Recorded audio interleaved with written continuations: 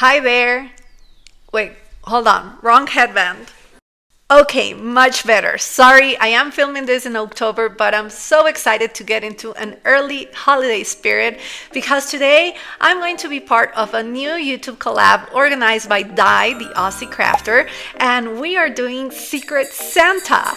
So the idea is, since we're all artists and creators, everybody's gonna make handmade gifts to one of the 18 artists that are participating in this Secret Santa game. So I really wanted to know what you thought I could make for someone as a gift, so I posted a poll on my community tab and I got your answers. And today we are customizing another lucky cat for my dear friend Chuck. Okay, so here's the brand new, very generic plastic lucky cat that I'm going to use as my canvas today. And as always, the first thing I'm going to do is to spray it with a layer of universal primer. And I didn't cover it perfectly, but it will do. For the main color, I'm going to use acrylic. I'm painting it on with a brush because if I spray paint it and then make mistakes, I won't be able to cover those and match the base color perfectly. This is instantly getting messy, so let me put a silicone mat down to protect my desk. After the first layer, it's pretty obvious this little fellow will need more layers of paint. So second, and then a third layer painted on it. After all of those dried, I started to paint my design on with an acrylic brush marker.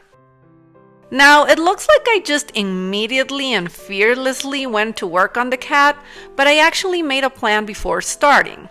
While the 3 layers of the base color were drying, I took pictures of the cat and took them into Procreate to brainstorm and to create a sketch. I swatched Chuck's favorite colors and wrote down his answers to the questions we had.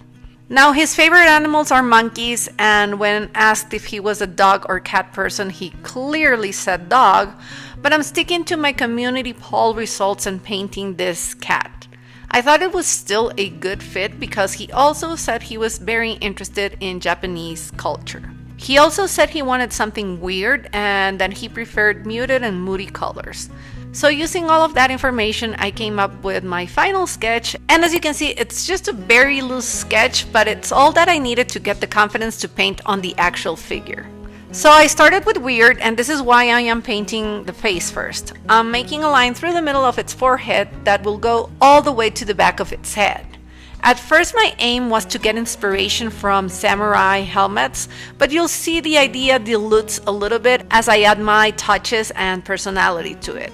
One thing I really wanted was to make the eyes larger, so I added a lot around them. I started by outlining them thickly with blue, and as I continued to add details, I was drawing some orange lines, and I immediately saw that I was losing my concept too much because the cat seemed like it was wearing a Mexican wrestler's mask. That wasn't at all what I was going for. So while the paint dried a little bit, so I could paint on top of it and change it, I started working on the underpainting for the cat's eyeballs.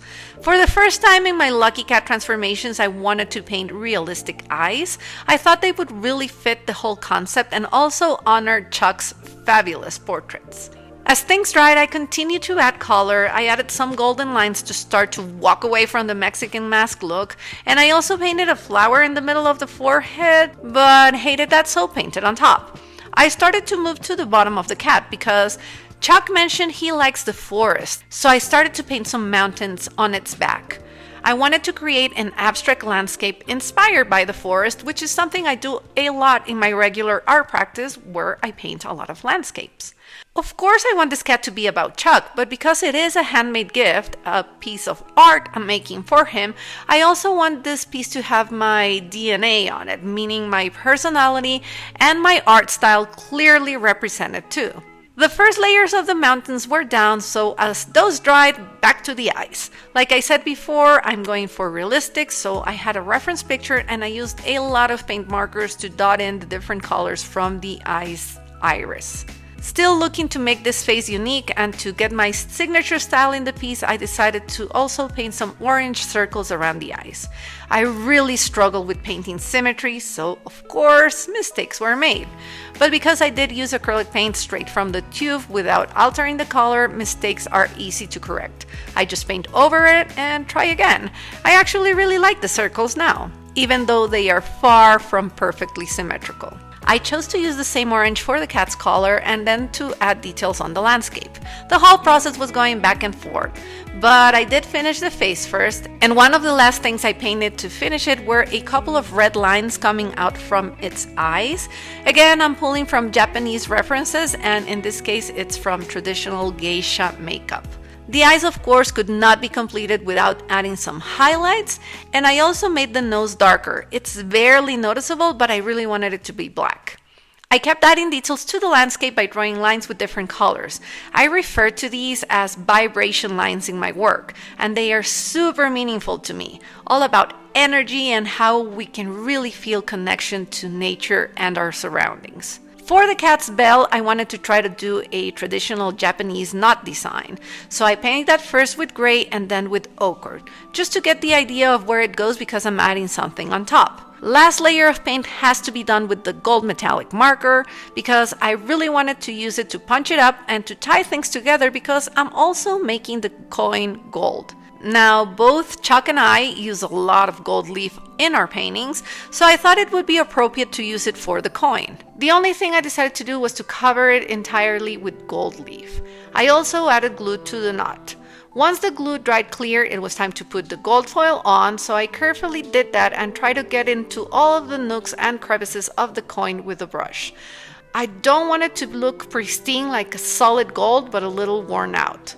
I removed the excess gold foil with a sponge brush, and I see some mistakes that do need fixing. So I add a bit more glue and foil to patch it up. And for the final result, I only have pictures.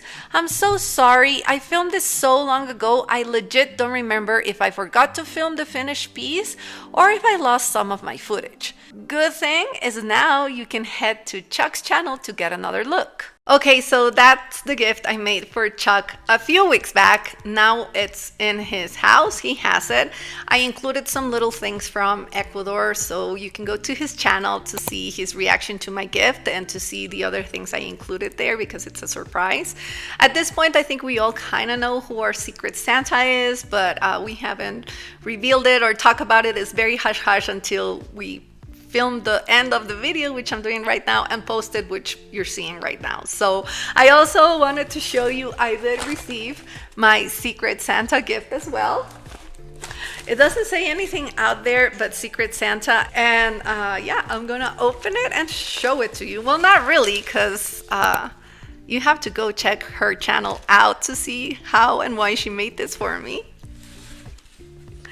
Okay, so I'm not gonna show you the bottom part where the gift is, but look at what Susie sent for me. These are some treats that I've tried. The waffles, the Stroop waffles I've had before, but not the other two. So I'm gonna go ahead and try those. I think they look yummy. Oh, or I might just make a video, art from food inspired by trying these. Let me know if you want to see that. That's it for me today. Go check Susie's channel to see the gift she made for me and how she made it, and go check Chuck's channel to see if he likes the cat I made for him. I hope you're having the most wonderful day, and I'll see you soon. Bye!